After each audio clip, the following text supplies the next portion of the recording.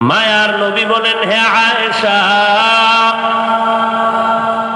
এক নাম্বার আল্লাহ বিচার কার্য শুরু করে যখন আমলনামা দেওয়ার জন্য সবাইকে ডাকবেন, ওই সময় কেউ কারো কথা মনে করবে না, সবাই নিজেকে নিয়ে ব্যস্ত হয়ে যাবে। কারণ আমলনামা ডান হাতে আসে নাকি বাম হাতে আসে, এই ভয়ে মানুষ চিৎকারের আওয়াজ। কারণ আমলনামা যদি ডান হাতে আসে, কপালটা ভালো, জান্নাত পেয়ে যাবে। আর কপাল যদি খারাপ হয়, আমলনামা বাম হাতে চলে আসবে, আর বাম হাতে আমলনামাটা সোজা দেওয়া হবে না। কারণ আল্লাহ পাক বিচার শুরু করার মুহূর্তে আলালিয়াতের গরম আওয়াজ দিবেন, লিমানিল মুলকুল ইয়াউম লিল্লাহিল ওয়াহিদিল কাহ্হার। আজকের এই হাসরের ময়দানের দিনের রাজত্ব কার? আল্লাহর আওয়াজটা এত বিকট হবে যে হাসরের ময়দানটা থরথর করে কাঁপা শুরু হয়ে যাবে। কেউ জবাব দিতে পারবে না, আল্লাহ নিজেই কুদরতি ভাবে জবাব দিবেন। আজকের মহারাগে রাগান্বিত আল্লাহর হাসরের ময়দান এমন কঠিন হয়ে যাবে, কারণ ইনসাফের বিচার হবে। আল ইয়াউমা তুজজা কুল্লু নাফসিন বিমা কাসাবাত লা যুলমাল ইয়াউম ইন্নাল্লাহা সারিউল হিসাব।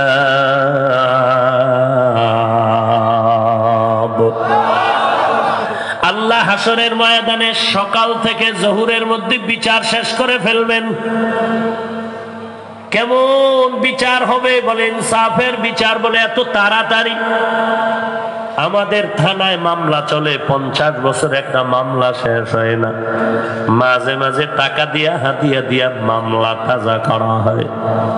হাসরের ময়দানে কোটি কোটি সহস্র কোটি মানুষ, কেমন করে সেখানে আল্লাহ ফজরের টাইম থেকে জোহরের মধ্যে বিচার শেষ করবেন? এক নাম্বার জবাব, রব্বুল আলামিন কুদরতের মাধ্যমে অল্প টাইমে বিচার শেষ করে ফেলবেন। কাদের কুদরত দারি বর কামাল, আনতা রব্বি আনতা হাসবি জুল জালাল, তুহি কাদের জলিলুল্লাহ জাহাদার, বহর হালে তুহি মেরা নেগাহদার।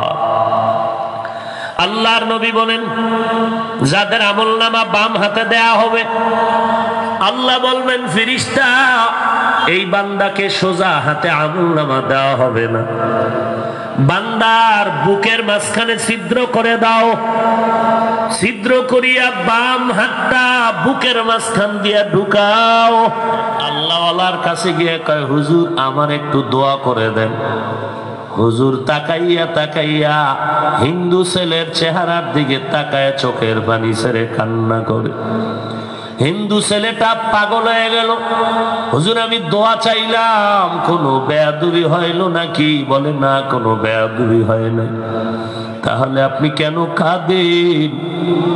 হুজুর বলে, রে বাবা, আমি মাওলার কুদরত দেখে কান্না করি। বলে কি কুদরত? বলে তোমার এমন সুন্দর চেহারা, যে আল্লাহ বড় আদর করে বানাইছেন, এই জীবনটারে তুমি গুনাহ করে কাটায় দিয়েছো। যখন গুনাহ নিয়ে কবরে যাইবা, আল্লাহ যখন জাহান্নামে দিবে, জাহান্নামের আগুন যখন তোমার শরীরটারে ধরে ফেলবে, আমার মাওলা পাকের কি একটু মায়া তোমার জন্য হবে না? এরে নবীর উম্মতের দল, যখন আল্লাহর ওলি বলল, যুবক তোর এমন সুন্দর চেহারাটা আল্লাহ জাহান্নামে যখন জ্বালাইবেন আল্লাহর কি মায়া হবে না? যুবক তখন চোখের পানি ছেড়ে কান্না করে আর বলে, হুজুর জাহান্নাম কেন? আমি এমন ধর্মে আছি যে মরণের পরেই কবরে দেওয়ার আগেই তো আমার গায়ে আগুন লাগায় দিবে। আমি আর এই ধর্মে থাকতে চাই না, আমাকে তওবা করাইয়া দেন। আমি জাহান্নামের আগুনে জ্বলতে চাই না। দুনিয়ার সামান্য সূর্যের গরম সহ্য করতে পারি না।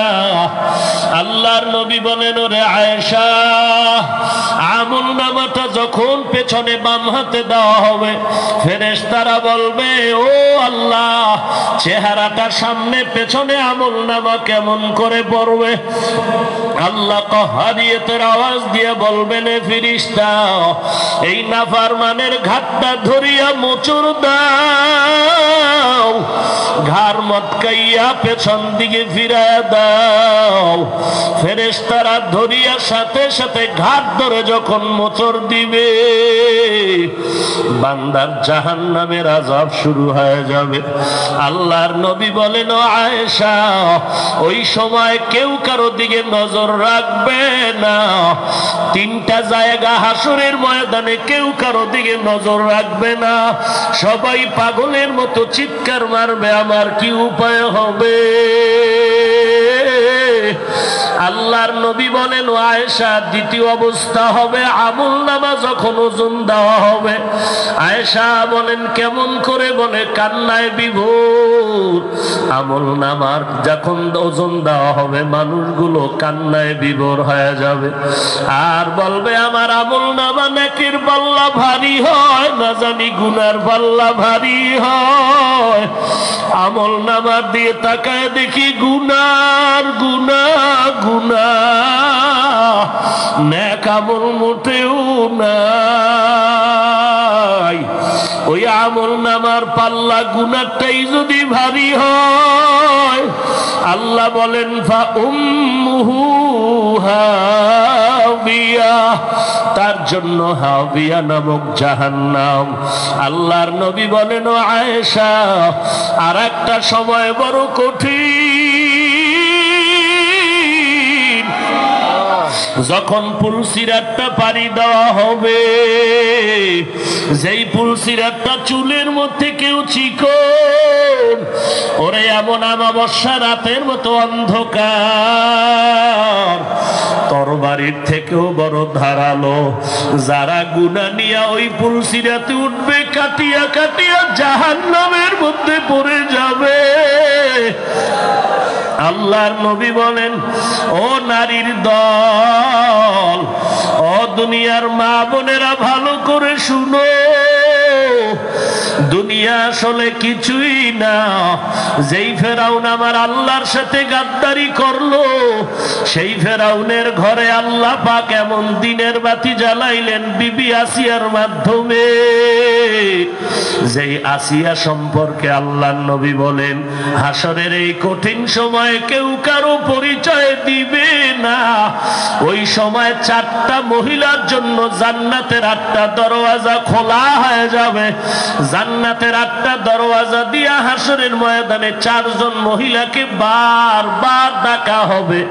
জান্নাতুল ফেরদাউসের দরজা দিয়া ডাকবে, আসো। জান্নাতের দরজায় মেহমান খানায় আসো। সূর্যের গরম যেন তোমাদের কষ্ট না দেয়। ওই 4 জন মহিলার ভিতরে একজন হলো ফেরাউনের বিবি আসিয়া। কারণ যে আসিয়াকে ফেরাউন ঈমানের কারণে শুলিবিদ্ধ করে দুনিয়া থেকে বিদায় করে দিয়েছেন, দ্বিতীয় নারী যাকে জান্নাতের 8টা দরওয়াজায় হাসরের ময়দানে ডাকবে। ধন্য মা, যেই মাকে জান্নাতের 8টা দরওয়াজায় ডাকা হবে। দ্বিতীয় নারী ঈসা নবীর মা মারিয়াম আলাইহিস সালাম, জান্নাতের দরওয়াজা দিয়ে ডাকবে, আসো। 3 নম্বরে মা খাদিজা,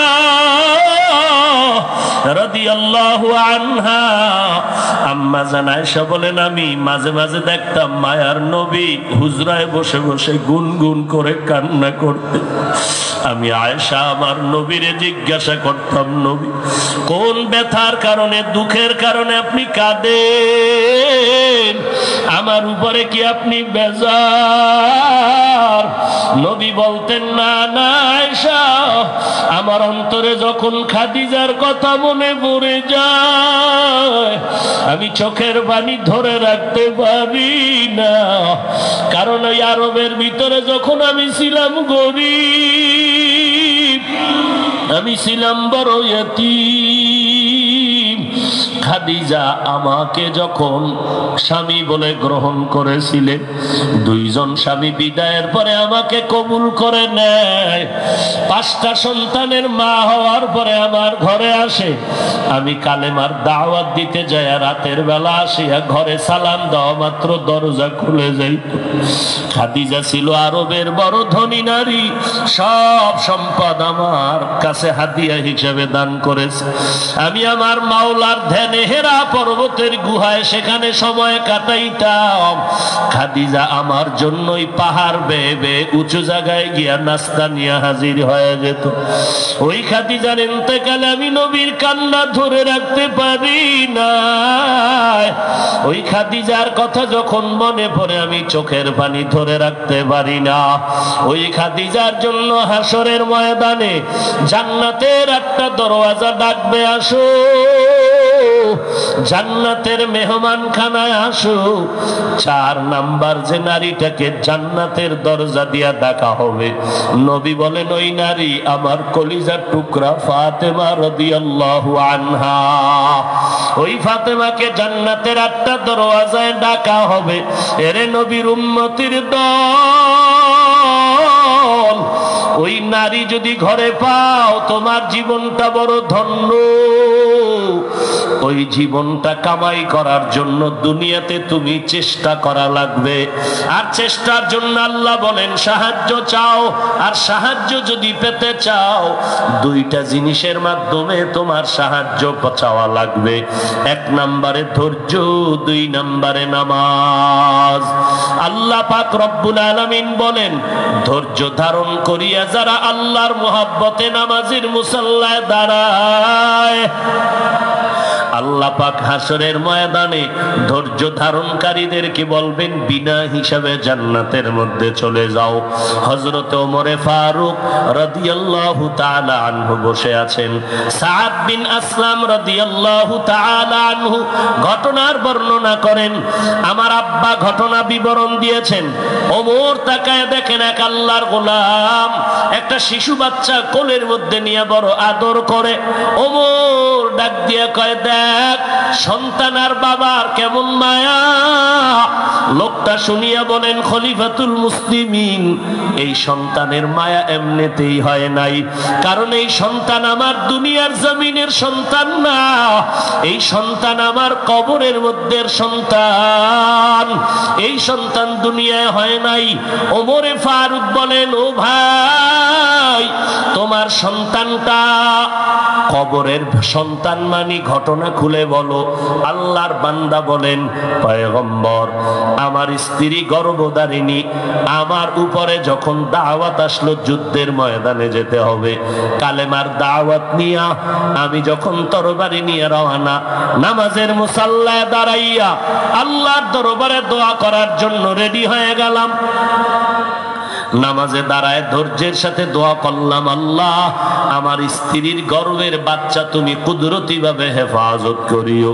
আল্লাহ বলেন, যেই বান্দা আমাকে ভুলে না, আমি আল্লাহ সেই বান্দাকে কখনো ভুলতে পারি না। हर गोरी देने के तू तैयार है, जो न मांगे उससे तू बेजार है। या इलाही मुझसे मुझको दूर कर, ताकि देखो मुझ में तुझको एक नजर। या इलाही तू मेरा माबूद है, या इलाही तू मेरा माशूक है। भाईरा আমার বয়ান তো সারা জীবন আল্লাহ কবুল করলে শোনানো যাবে, যাবে না? কিন্তু এই বরপতি মজলিসে বসতে পারবো কিনা সেই গ্যারান্টি কারো হাতে আছে নাকি? আমি দুপুরেও জুমার বয়ানে বলেছিলাম, এমন একটা আমল কি করতে পেরেছেন যে আমলটা আমার মাওলার দরবারে পেশ করে বলবেন আল্লাহ তুমি মাফ করে দাও? এমন একটা আমল তো করতে পারেন নাই। এই জন্য আমার মুফতি সাহেব হুজুরের আগে যিনি বয়ান করেছেন যে 3টা আমল তুমি করে যাও, যেই সওয়াব তুমি কিয়ামত পর্যন্ত কবরে পেতে থাকবা। বয়ান সারা জীবন ঘরে বসে মোবাইলে শুনতে পারে, কিন্তু নিজে নাজাতের জন্য কি কামাই করলেন? হাসরের ময়দানে একজন আলেমের সামান্যতম খেদমত যদি করতে পারে, আল্লাহ বলেন এর বিনিময়ে আমি বান্দাকে জান্নাতের মেহমানখানায় পৌঁছায় দিব। আল্লাহ আমাদের উলামায়ে কেরামের আহলে হক যারা, এদের খাদেম হওয়ার তৌফিক দান করে। আমিন। আরো জোরে বলেন